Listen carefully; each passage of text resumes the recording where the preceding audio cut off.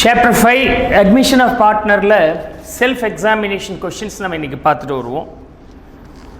அதில் 3 aspects நம்ம இன்னைக்கு பார்க்க போகிறோம். Multiple choice questions, very short answer questions and short answer questions.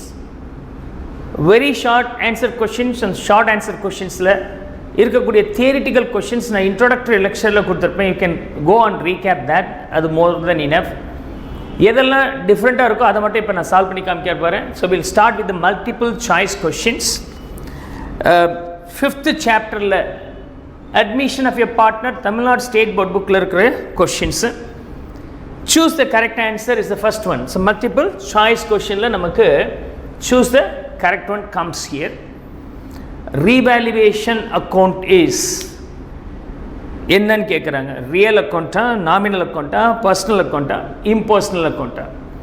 The first question, revaluation account இந்த ப்ரீவியஸ் இல்லஸ்ட்ரேஷன்ஸ்லாம் நான் டீச் பண்ணும்போது நான் சொல்லியிருப்பேன் அடிக்கடி, it's a profit and loss account லைக்னு சொன்னேன் அப்படின்னா nominal account. So it's a nominal account. So revaluation account is nominal account. First கொஸ்டினுக்கான answer, revaluation account is nominal account. Right. Then next, nominal account. Next question, on revaluation the increase in the value of the asset leads to value of the asset increase ஆனா நமக்கு gain. Very simple, right? இதில் வந்து பார்த்தீங்கன்னா choices gain ah, loss ah, expenses ah, none of these are. Of course we are pretty sure that it is gain only. So answer is gain. Okay, revaluation assets la increase in asset. Okay, increase in asset, increase in asset value, increase in asset value is nothing but gain. Choice on the A, choice on the A, idhula on the choice B. Okay, situation number 3, third question எடுத்துக்கிட்டீங்கன்னா, the profit or loss on revaluation of assets and liabilities transferred to capital account of, transfer to capital account of what? Capital account தான் transfer ஆகும். என்ன பேசிஸில்? Revaluation of assets and liabilities அப்படிங்கிறது அட்மிஷனுக்கு முன்னாடி ஏற்பட்ட லாபம், ரைட்? ஓல்டு பார்ட்னர்ஸுடைய கான்ட்ரிபியூஷன் தான் அது. அப்போ whatever the profit or loss from revaluation of assets is only meant for the old partners. So it should be distributed to the old partners இந்த old ratio. So old ratio வந்து old partners, old ratios, choice on the old partners. So revaluation profit and loss will be distributed to old partners, old partners. Choice A is the correct, and that too in old ratio. Fourth one, right? If the old profit sharing ratio is more than the new profit sharing ratio of a partner, the difference is called, right? Old ratio is more than new ratio. Old ratio 50% share பண்ணா, new ratio 40%. அப்போ 10% என்ன ஆச்சு? Probably because of the admission of new partner அவனுக்கு கொடுத்துருப்பாங்க. Otherwise they could have sacrificed. So இது sacrificing ratio. Choice is B. So sacrificing ratio, sacrificing ratio, right? So choice is B. And fifth multiple choice question la fifth one, at the time of admission the goodwill brought by the new partner may be credited. பணம் கொண்டு வரது new partner, ஆனால் volt partners தான் எடுக்கணும்னு சொல்லிட்டு நான் goodwill lectureல கொடுத்துருக்கிறேன். So money brought in by the old partners and shared by the new partners may be credited to the capital of whose capital account? Capital account, new old partners உடைய capital account credit ஆகும். bank account debit or cash account debit to old partners in their sacrificing ratio. இதில் தான் கேட்டிருக்கிறாங்க, may be credited to the capital account of which ratio? So sacrificing partners, அதாவது sacrificing ratio to the old partners, not the old partners. sacrificing ratio, புதுசாக ஒரு partner admit ஆகும்போது 3 old partners இருக்கிறாங்க. ஒரு old partner புதுசாக வந்தவனுக்கு ஒரு பைசா கூட கொடுக்கல. என்னுடைய ஷேர் முன்னாடி 50, ஆஃப்டர் த அட்மிஷன் ஆல்சோ எனக்கு 50. அப்படின்னா இன்னொரு பார்ட்னர் தான் புது பார்ட்னருக்கு சாக்ரிஃபைஸ் பண்ணியிருக்கிறாங்கன்னு அர்த்தம். அப்போ குட்வில் யார் கொடுப்பாங்க? இந்த ஓல்டு பார்ட்னர் ஒன்றும் லூஸ் பண்ணலையே. அப்போ ஓல்டு பார்ட்னரில் எவ்வளோ சாக்ரிஃபைசிங் வேல்யூ இருக்கோ அதுதான் கொடுக்கணும். அப்படின்னா சாக்ரிஃபைசிங் பார்ட்னர்ஸ்னு அவங்களுக்கு நம்ம நேம் கொடுக்கலாம். Those who have sacrificed will be benefited. நான் இழந்தேன் அதுக்கு ஏதாவது கொடுங்க அப்படின்னா sacrificing ratioவில் நம்ம கொடுக்கணும். So goodwill credited to sacrificing partner, அதாவது old partners in the sacrificing ratio ன்னு சொல்லுவேன். அதை நம்ம சிம்பிளாக என்னன்னு சொல்லலாம், sacrificing partnersனே சொல்லிடலாம். Partners, right? Partners, sacrificing partners. Choice D. Then sixth question, which of the following statement is not true in relation to the admission of your partner? Admission of the partner எது correct கிடையாது. So on admission எந்த statement correct கிடையாதுன்னு சொல்லியிருக்கிறாங்க? on admission, statement A, generally mutual rights of the partners change. Generally mutual rights of the partners change, right? Mutual right change ஆகும்னு சொல்கிறார். அம்மா முன்னாடி 3:2 ரேஷியோவில் சேர்ந்தாங்க, இப்போ இன்னொருத்தர் வந்தோன்னா இட் மேபி 3:2 ஆக கூட மாறி இருக்கலாம். ஸோ அவங்களோட rights, the mutual rights may be changing. A true. Okay, right change ஆகுன்றான். So right change of course true. எது ட்ரூ கிடையாதுன்னு சொல்லியிருக்கிறாங்க? The profit and losses of the previous years are distributed to the old partners. அதாவது accumulated profits and losses old partnerக்கு old ratioல கொடுக்கணும். Of course correct. The firm is reconstituted under new agreement. புது partner வரும்போது அவனுக்கு எவ்வளோ கொடுக்கணும், அவருடைய role என்ன, existing partner ஏதாவது ரோல் மிஸ் ஆகுதா, that should be agreed upon. So new agreement ஆமாம் போட்டு தான் ஆகணும். ட்ரூ தான். So last, the existing agreement does not come to an end. Existing agreement continue ஆகுன்றார். அது எப்படி சார் கண்டினியூ ஆகும்?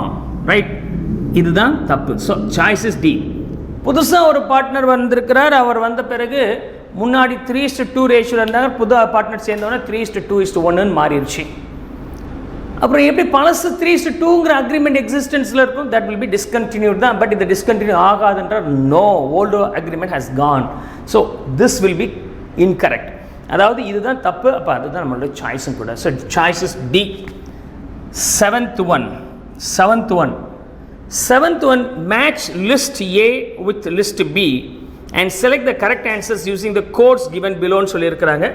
So we have two list 1 and list 2. So this is for 7th one. List 1ல வந்து first case வந்து sacrificing ratio ஷார்ட்டாக எழுதுறேன். Second வந்து old P&L ratio கொடுத்துருக்குறாங்க. Third வந்து ரீவேல்யூவேஷன் அக்கௌண்ட் கொடுத்துருக்குறாங்க.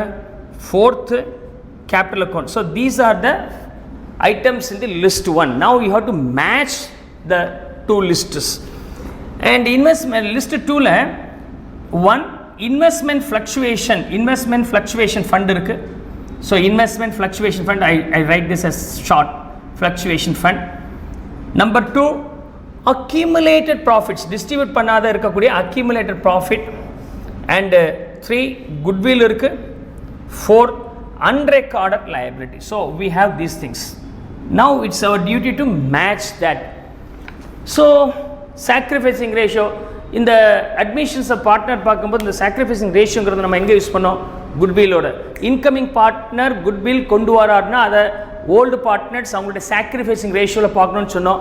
அப்படின்னா sacrificing ratio means so for the goodwill, right? That's how you can match. Next old P&L ratio. Old P&L ratio எதுக்கு use பண்ணிக்கலாம்? ரீகலெக்ட் பண்ணுங்கள். All the accumulated profits and losses and revaluation profits and losses distributed to the old partners in the old ratio. That's all. So அப்படி பார்த்தீங்கன்னா accumulated profit கொடுத்துருக்குறாங்க. So this accumulated profit should be distributed to the old partners in the old ratio. அப்போ இது ரெண்டும் கரெக்டாக இருக்கணும். Old P&L ratio should be followed for distributing the accumulated profits and losses.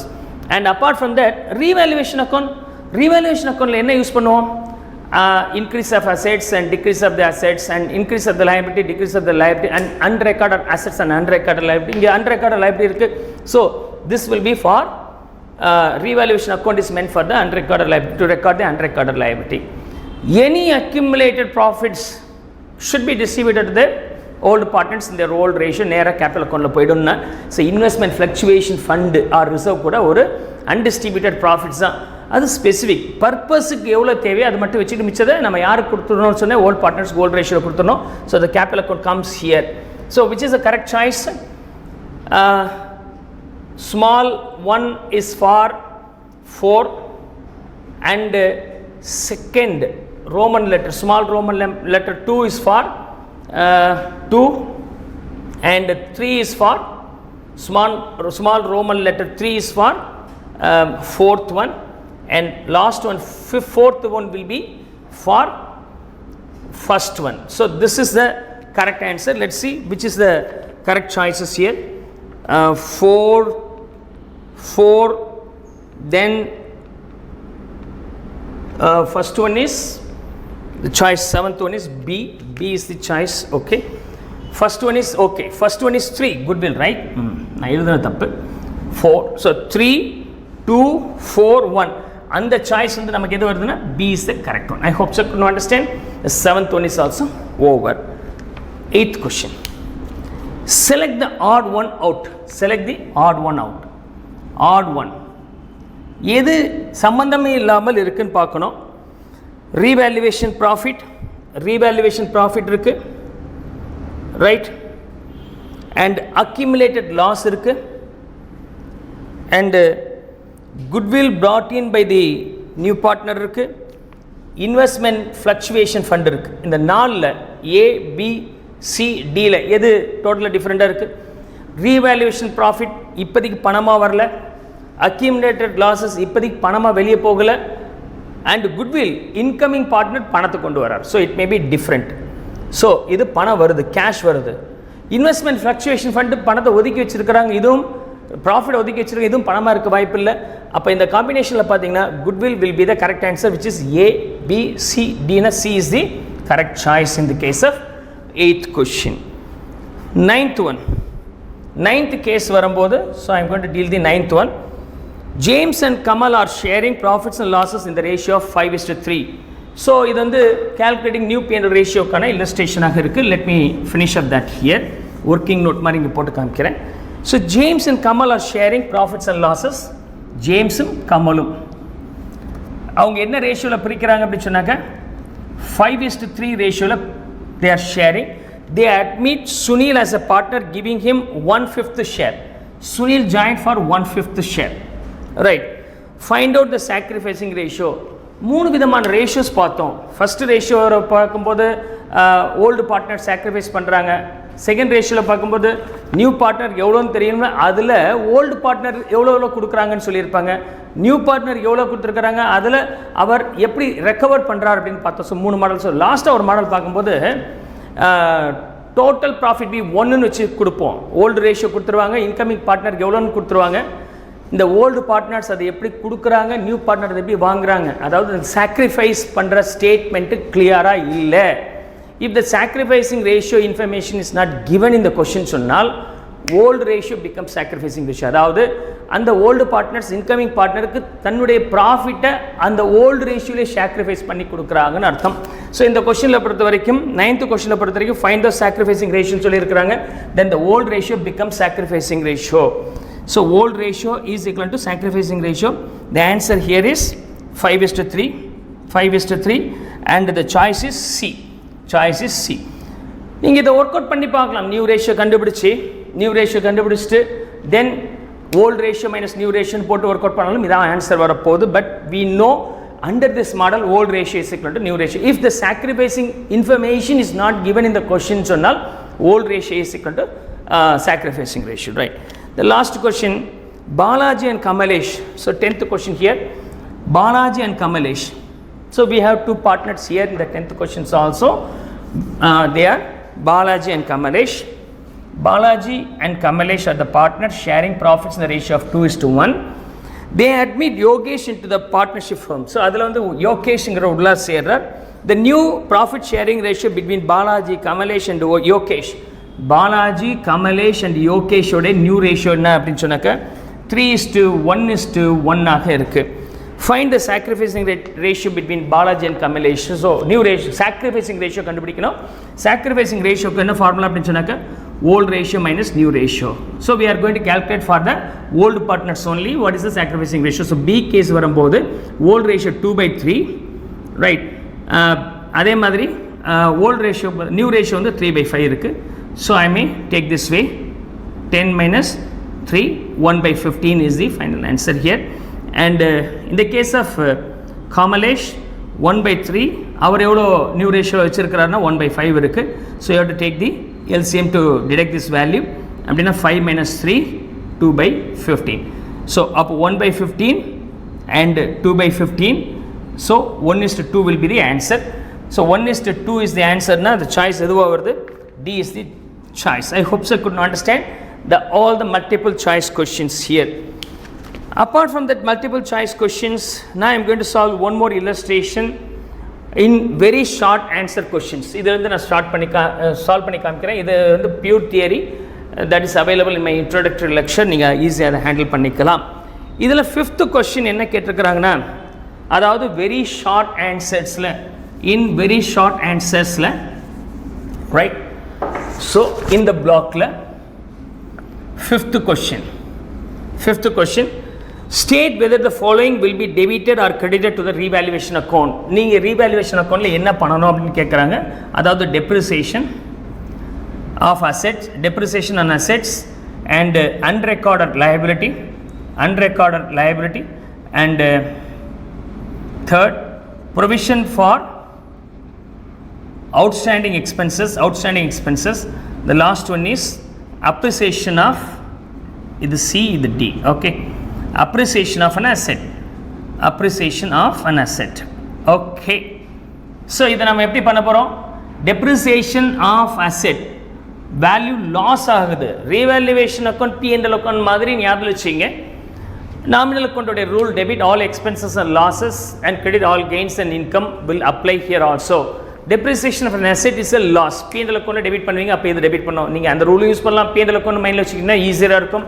So depreciation of an asset is debited to the revaluation account. So revaluation accountல நம்ம என்ன பண்ண போறோம்னா debit பண்றோம். Unrecorded liability, ஒரு liability நம்ம ரெக்கார்ட் பண்ணிட்டு பண்ணாம இருந்திருக்கோம், இப்போ liability இருக்குன்னு தெரிஞ்சிருச்சு, then it's our commitment to pay extra not expected earlier அப்படின்னா நமக்கு லாஸ்னா டெபிட் பண்ணி ஆகணும். So this should also be debited in the revaluation account. Provision for outstanding expenses, ஏதோ ஒரு எக்ஸ்பென்சஸ் நம்ம தர வேண்டியது இருக்குது. அட்மிஷன் போடும்போது தான் இது தர வேண்டியது இருக்கான்னு கண்டுபிடிச்சி வச்சிருக்கிற அவுட்ஸ்டாண்டிங் எக்ஸ்பென்சஸ் இருக்குது, not yet paid. So liability increase ஆச்சு, எனக்கு loss should be debited. And appreciation of an asset value of the asset increase ஆச்சுன்னா pretty happy that so we are gaining பெனிஃபிட்ஸ்னு பேர். அப்போ பெனிஃபிட்ஸ்னா P&L அக்கௌண்ட்டில் கிரெடிட் பண்ணால் P&L account மாதிரி தான் இந்த ரீவேல்யூஷன் அக்கௌண்ட்டாக நீங்கள் வச்சுக்கிங்கன்னு சொன்னேன். So it is going to be credited in the revaluation account. I hopes you good understand all these questions available here. Subsequent exercises we will be discussing now.